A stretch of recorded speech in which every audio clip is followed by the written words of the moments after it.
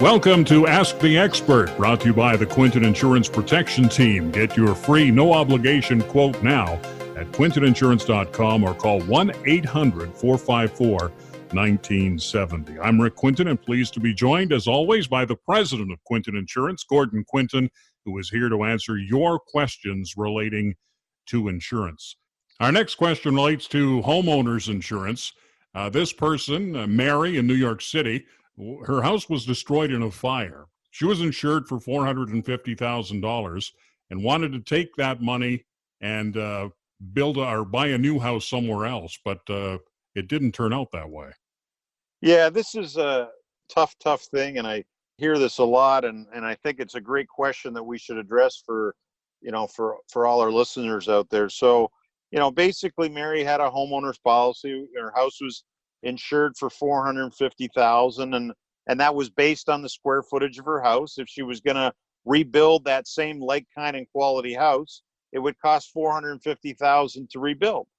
But the problem is that replacement cost and what your house is actually worth on the market are always two different things. So your standard homeowner's policy has a clause in there that says that if you decide not to rebuild and you just want to take the money and do something else, your policy actually turns into a market value policy. And at that point, the insurance company is only required to pay what the market value is for your house. So Mary, basically, her house, I believe, was probably worth $220,000, prior to the fire if she was going to sell it. As a result, that's all the insurance company is required to pay. A lot of times clients will call up and they'll say, look, my house is only worth $200,000. Why do I have to insure it for $500,000?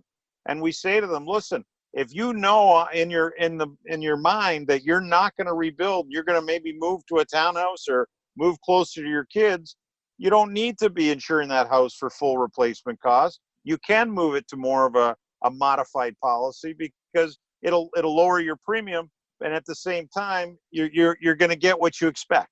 So that way you don't have to worry. They're not upset with us. They're not up with the insurance company, but it's something you got to think about as time moves on, If you have an insurance question, email Gordon at quintoninsurance.com. That's Gordon at quintoninsurance.com, and it just might be featured in an upcoming episode of Ask the Expert, brought to you by the Quinton Insurance Protection Team. Get your free, no-obligation quote now at quintoninsurance.com or call 1-800-454-1970. For Gordon, I'm Rick. We'll talk to you next time.